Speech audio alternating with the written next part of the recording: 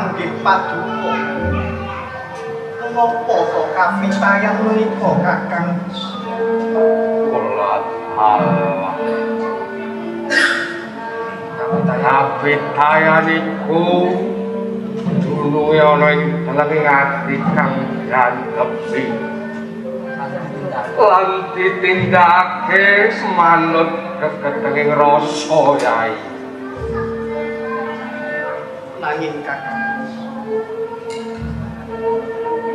agami ingkang kula rasuk menika nuwuhaken dhateng kapitayan menawi Rama Wijaya ing samangke badhe andum katentreman wonten ing jagat raya menika Kakang. Aku ngerti yai. Aku ngerti. Nanging kapitayan kang sira rasuk bakal luwake daretah ing alengka kawangka manungsa dititake pancen kudu duweni kapitayan nanging kapitayan kuwi aja nganti gawe kapitunaning liyan. Nanging Kakang, tuwing rasa pribadi menika saged lepat Kakang. Luput kuwi ora bisa.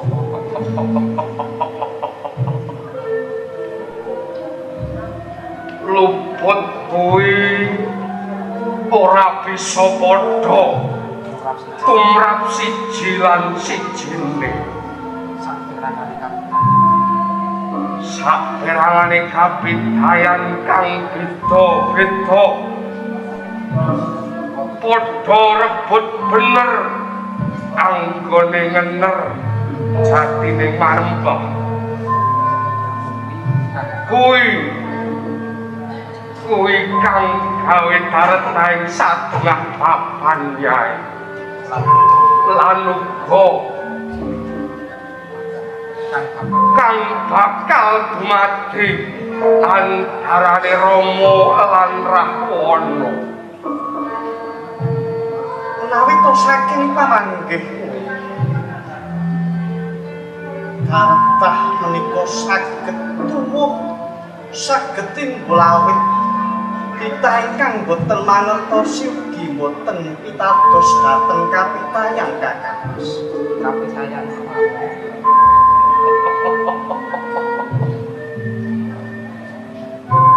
kapitayan wamung panglebur gongso katentreman wamung nendra ing kene aku lan kowe wis beda panemu mula yai. Ayo padha mlaku dhewe-dhewe supaya bisa gayuh katentreman. Menawi to mekaten Kakang,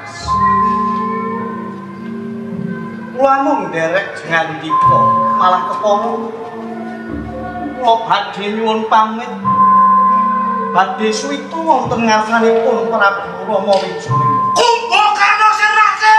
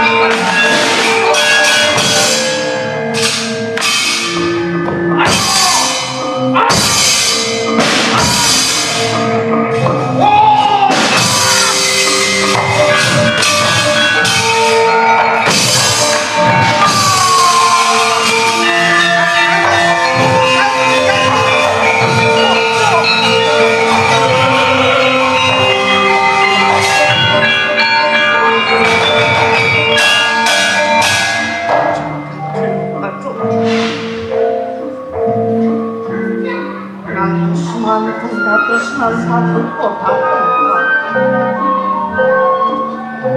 aku mboten bilani dateng rakula nanging aku kamu bilani praja ngalengka diraja kakang ngenani nuwun lepah menawi kula telah paduka boten saged dados tunggal kapitayan menika kakang ora tapi koyo apa ya iki wujud kapitayan kang tau gemilang yo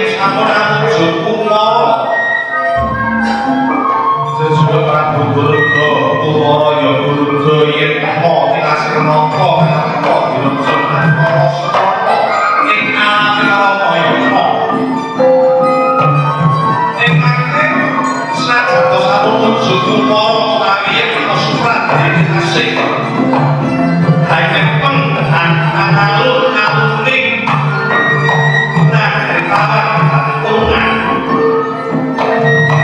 nang semono Ratu Berboyek Kosmopol Yosani Tata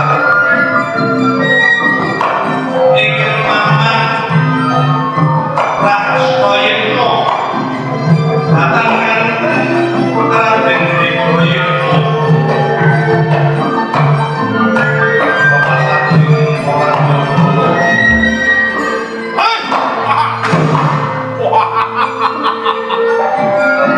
saya nggak tahu suku orang sekarang ditawarkan dulu ini kontrak proyek rumah di sini berarti demonstrasi satu negara orang kami jelas semua akan dikasih saya situ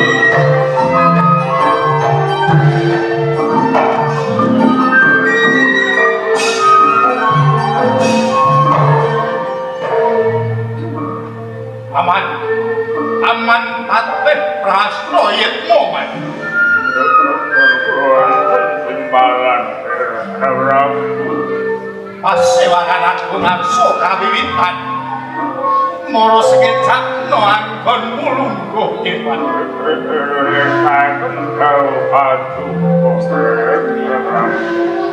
putra-putraku kabeh Wadong jauh kebenaran untuk malosot ya Oh my God iya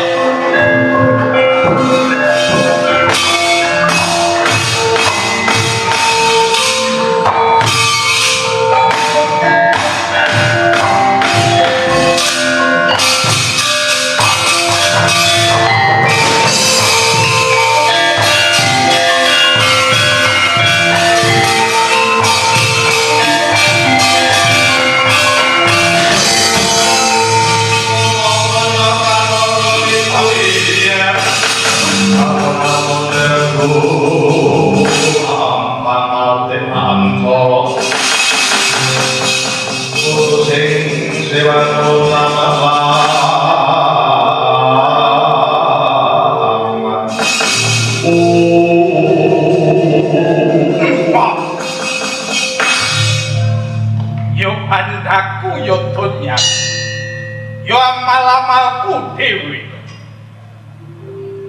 Selir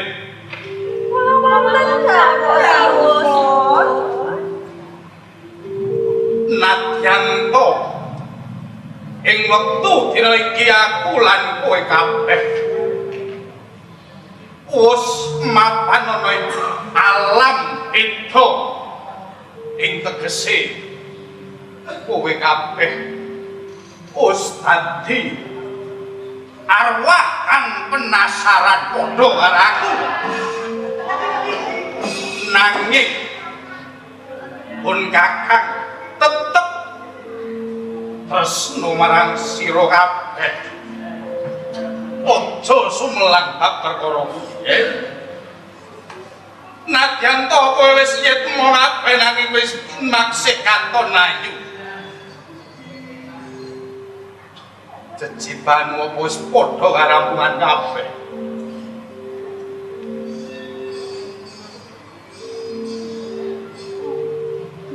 kok meneng bae sampun sinungkun wis kaya jejiban sampun karampungan kantun nggodhawa patuko iya menawi to sawaji-waji patuko ngersakaken lelados dipun ladosi kantun dawuh kewala sinungkun bagus oh ayu kok bagus ayu yo banget panarimaku yen ento jeneng sira kabeh maksih gelem lelati marang panjenenganing nuwun inggih sinungkun kepenak nanggonmu lumpuh saestu ampun dawuh sinungkun putraku wong Jentara wong Jlonet Bekoyetmo wonten katimbalan ing ngadhau Pramadyaja kadiparan anggon nira ngreksa para prajurit Matrowang Trewaca Begoyen. Nuninggih Kanjeng Rama, sedaya para prajurit kitmo boten kendhat anggenipun kekladen Kanjeng. Iya, bagus. Malah kapara menawi samangke badhe gebuk perang napa kemawon kantun nenggo dawuh Kanjeng Rama. Boten katalumpen pun Begoyen ngaturaken sungkem pangabekti mugi kunjuk sahandhap pepodo paduka Kanjeng Rama. Yo, Ustaz Kompo pangestuku tambanono. Sanget anggen kula mundi kawula nata-nata. Berisirah. Sladung kau Kanjeng Rama. Jeciban ngopo tuh drenge? Nggih.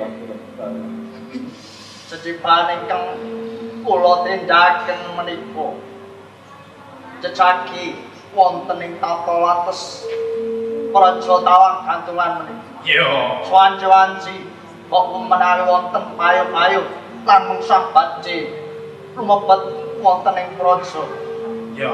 Kula ingkang dados candhing baikku. Yo.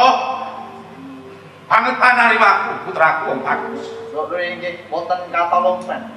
Kula ngaturaken sungkem pabekti mugi kunjuk wonten ing asoma Kanjeng Rama. Ustaz Kompo pangestuku Bayu Mili. Lho inggih sanget ing pamuntun Kanjeng Rama. Wangsul jengandika pawan.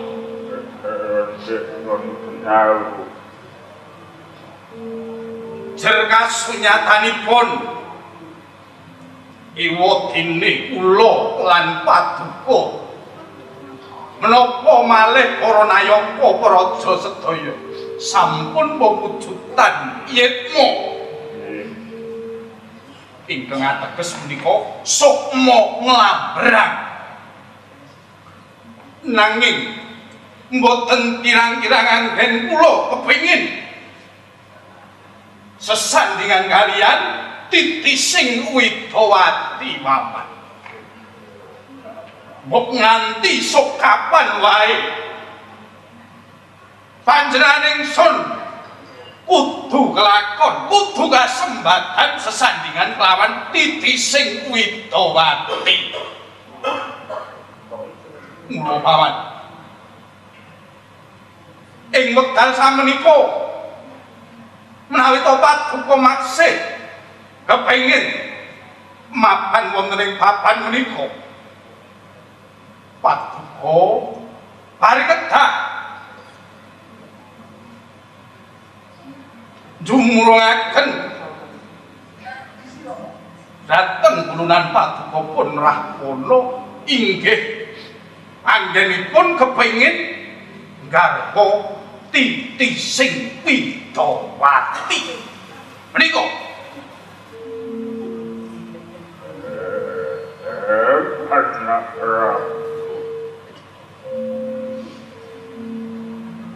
Armo aman arti atur wonten ing arsa paduka.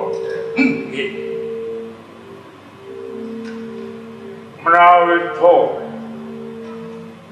saged pamangkin kula anak Rabu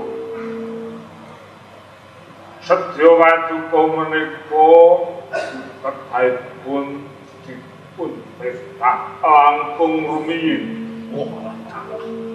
Lah kok dipun petang nika tegesipun kados pundi pawan? Menapa paduka tasih kemudan nelo paduka aduh yen jaman Ramayana Nggih. kula paduka menika boten saged nandingi kadhekayanipun Prabu Ramayana ingkang pun kang dados titising Wisnu. Raja Ngalengka Draja lebur lajeng sakmenika kula kaliyan paduka sampun abadhanipmu ingkang samangke paduka tasih anggadhahi kekayuan badhe ngupati ditising Widyawati kamangka ditising Dewi Widyawati menika sampun sumandha wonten ing anggenipun Dewi Sambadra boten sanes garwanipun Panengah Pandhawa Raden Janaka ingkang kondhang dados jabuning para dewa Prabu boten ateges paman menika boten nyengkuyung marang paduka nanging kula namung imutaken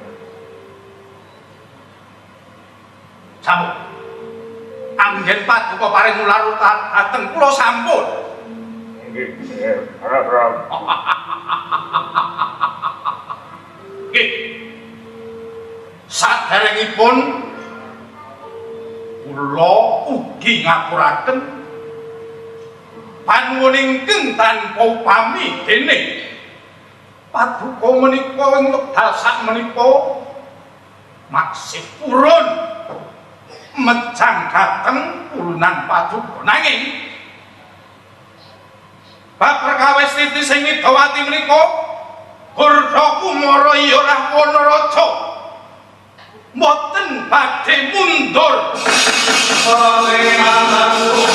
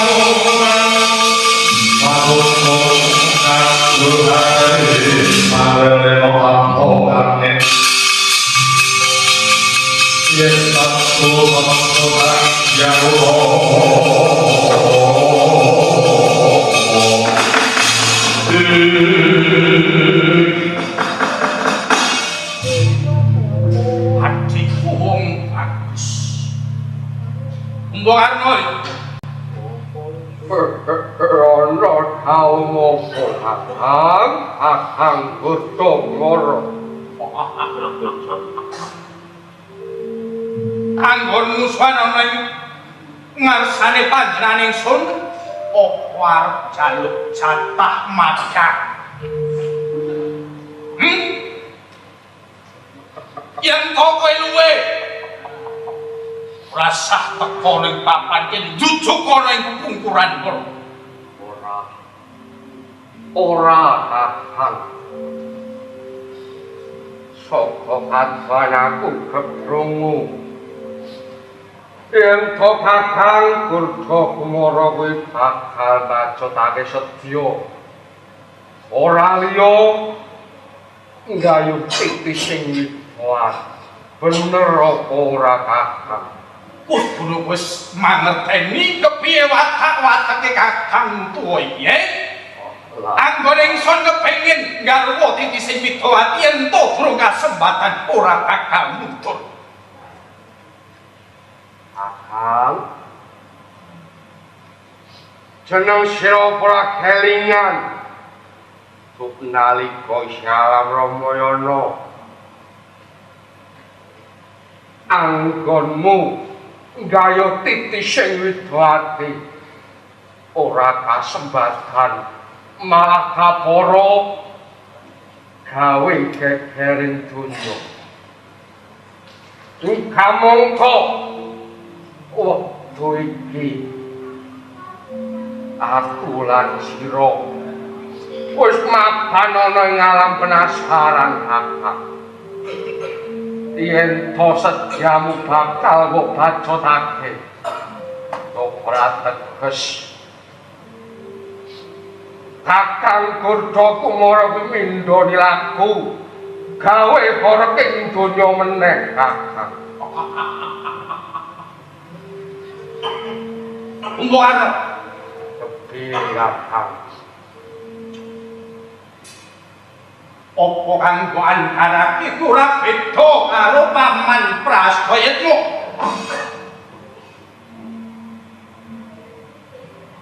Ora beda. Paman Prasta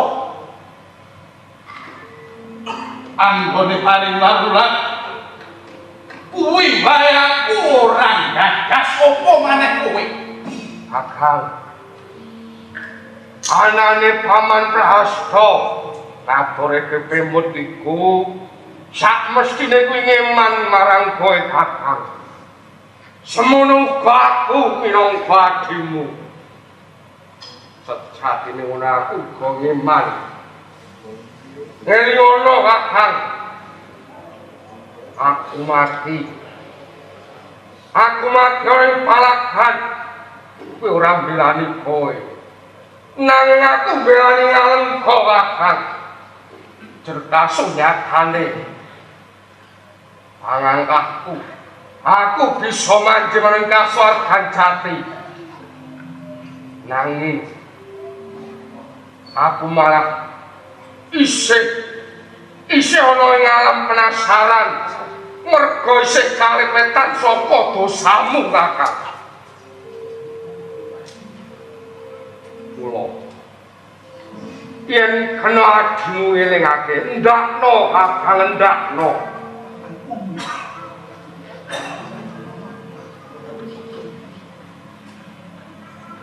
Gurda Kumara babar pisan ora bakal kikrit marang sapa wae. Bakune kudu bisa kasempatan pinanggih lawan iki sing pitoan. Bab perkara kowe saruja apa ora? Aku ora bakal gagas ora tau. Yo yen pancen kaya mangkono, aku lan kowe iki pancen wis beda panemu yo. Ora dadi kaya pangopo. Yen ngono Kakang, wiwit wektu iki uga aku lan kowe golek kasuwargan jati dhewe-dhewe Kakang.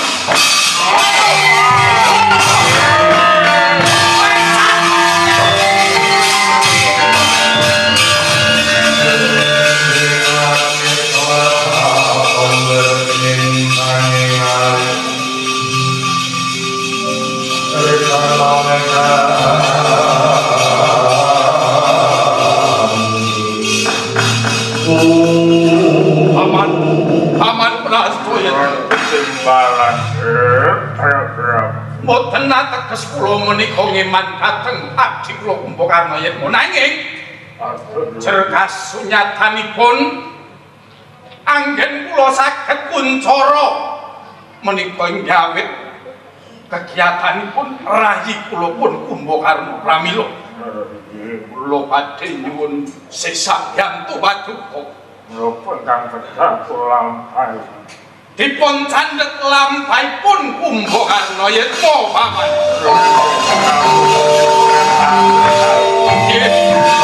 Dengan pesan-pesan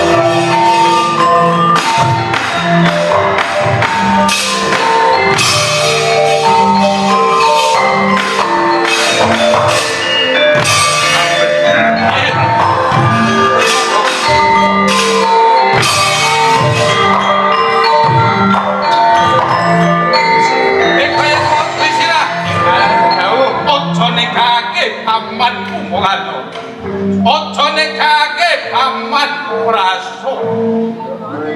Mula tututana lakune sendika mangke kowe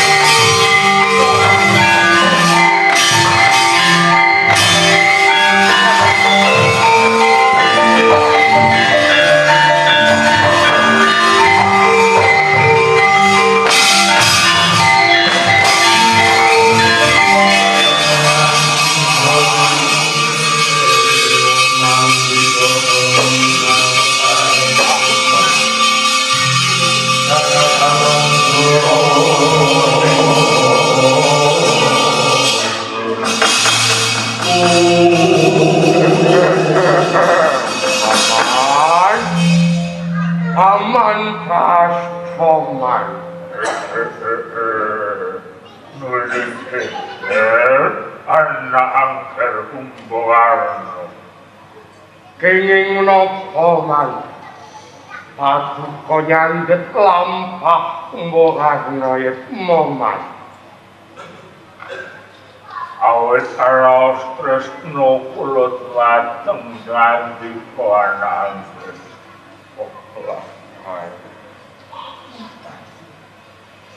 Menawi raos tresno semanten ugi kula man kula ugi nyadhahi raos tresno dhateng paduka nanging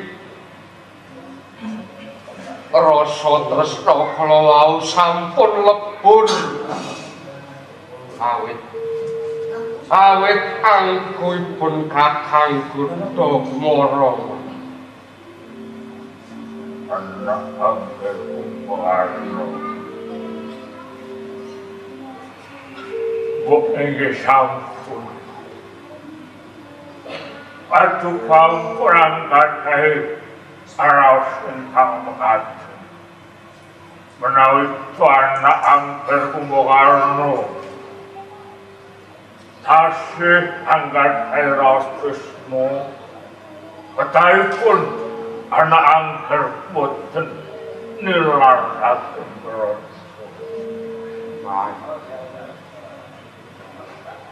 awit saking ageng raos tresna kula wiwit tasih alam Ramayana kula paring pemut mateng Kakang kula nanging cerkasunyathanipun Pak sedaya atur kula boten nate dipun dahat malah kapara sedaya atur kula ndadosaken dukanipun Kakang kula ngantos sakmenika kula paduka para putra Alengka miwah Kakang kula sampun mapan wonten alam penasaran kemawon atur kula boten dipun dahat kados boten wonten ingkang kula boten malih awit kula menika namung kepengin sanget mapan wonten kasuwargan Jatiman kula mangertosi raos ingkang ana angger kumbakan rasan kula mangertos sikil nanging dikaya apa kula angger kumbakan anak Prabu Balakumara menika tasih satangan malah kaporo kula menika tasih angkatahe kawajiban wiwit alam Ramayana kantos dumugi alam niku kula kedah kados pamomongipun anak Prabu Balakumara pramila menapa ingkang kados sedyanipun anak Prabu Balakumara kula kedah mangestakaken dawuh. Kula mangertosi menawi to paduka menika dados pamomonge kula milah Kakang Gudamara. Pramila kula ngaturaken panuwun dhumateng paduka mawon. Dene sampun ora ketang sakedik aman sampun kula wentah kula lan kakang kula nanging anggen kula uncat menika tanggel jawab kula pribadi man kula suwun paduka kundur kemawon kendak malih anak semoga kula dherekaken unsur-unsur kekaten boten man kentek kula sampun ajeng kula namung kepengin upati kasuwargan jati man pramila paduka sampun nyandhet lampah kula man menawi mekaten ana angger kula nun pangapura menawi kula pasti urut paripeksa ayo rangket prana angger karo wis kendau yang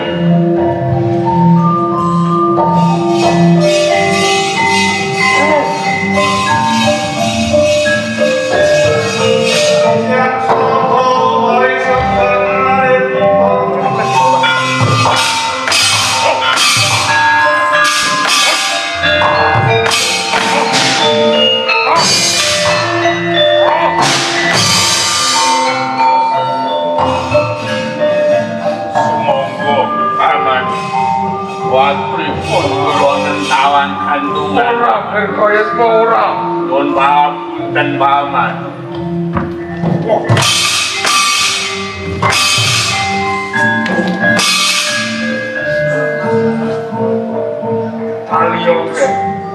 Taliyo sumangga sareng kula paman ora pun paman bakal bacotake lagu yen manut karo pun paman Taliyo boten saged paman awit kula minangka putra kedah ngabekti lan nindakaken arma bekti kula pramila menapa ingkang kados kersanipun Kanjeng Rama kedah kasembatan kula monggo paman ora monggo matur pisan ora tetep ora nggih ayo dan paman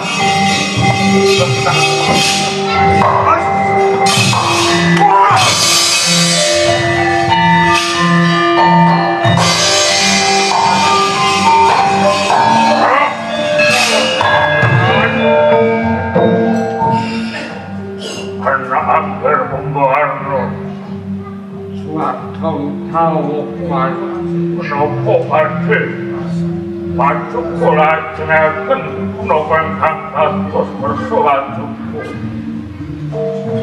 hartamku man Grekat kula sampun ajeng.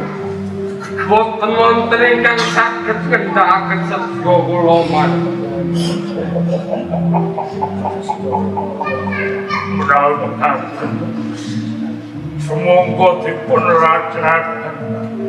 Kula namung tansah tetunggu mugi harap lampah pancuko dan harap Prabu Nunun amin man Nunun amin berhati-hati Sampai pares Tuhan.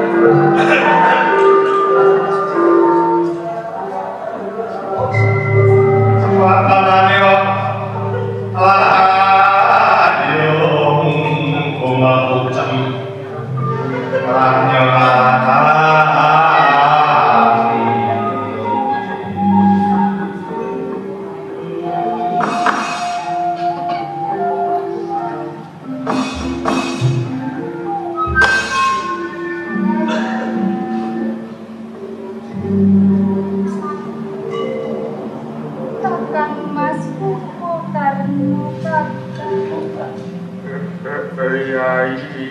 Yai Kiswanyo. Waleh-waleh menapa sumengko lampah kula. Awet kula ngraosaken bilih Paduka maksih mapan wonten alam penasaran menika Kakang.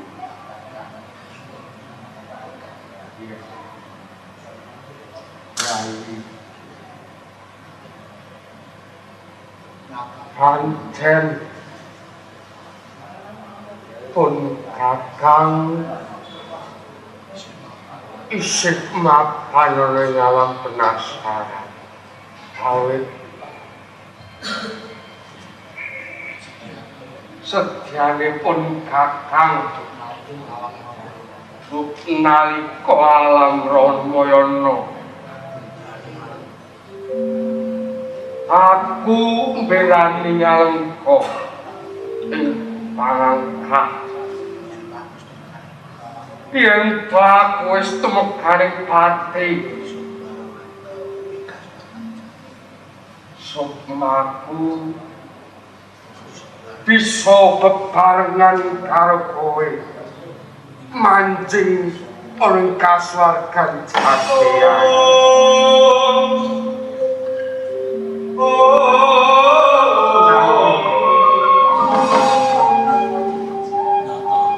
Nanging terkasunyatane aku isih kalepetan dosane Kakang Rahwana Yai.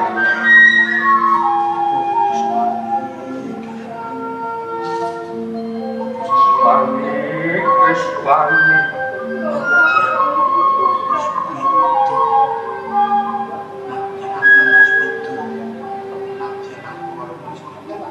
Nadyan bulan wis pisah suwe wis mapan ing kasuwargan aku isih ana ing alam penasaran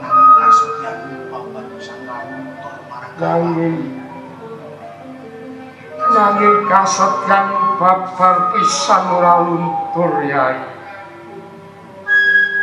Kakang Mas Karno Piye Yai? pucuk kasetyaning kula boten namung nalika sami-sami ngraosaken kamulyan nanging salebeting kasangsaran kula nderek raosaken menapa to ingkang kados raos Paduka Kakang.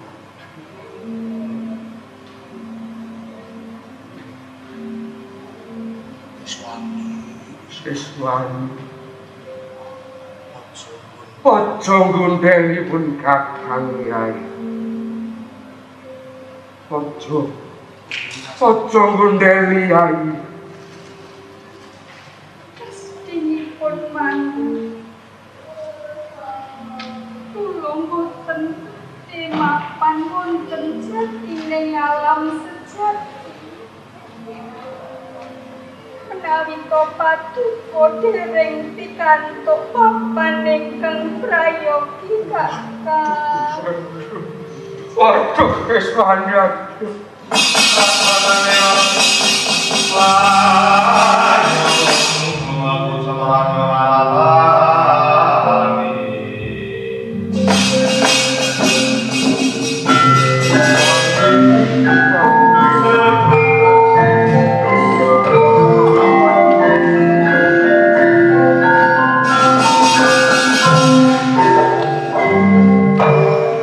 Sampun kegarungan ing Paduka tetawang kangge sabet menapa.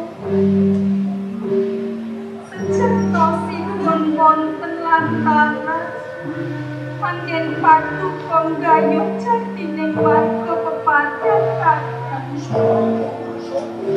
Sopo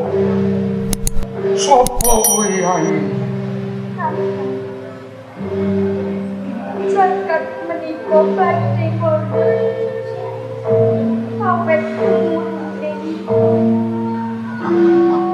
pepakemanipun Sri Rama nalika tuk rumpun pramila babagan menika mestinipun wonten sesambetanipun kaliyan Rayi Patuko Kyai Gunawan Wibisana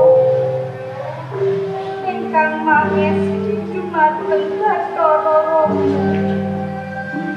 pangawa ing Sanghyang Suma ingkang lantung sabat pramila kata kula aturi paduka Pati Yayi Gunawan ingkang mangasrama Kok menawi kang rayi saged dados srana anggen paduka manggih marganing pepadang kakang kula karuna. Gunawan.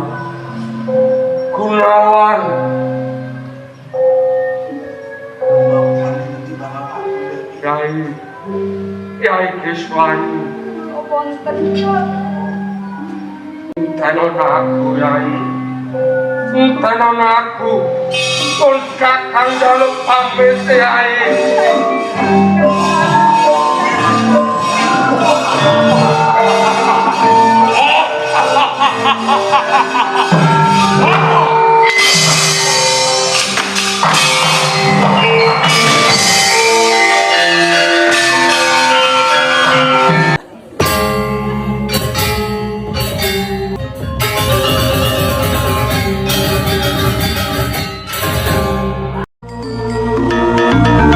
Gedabrus bersama Urip Bonus Channel.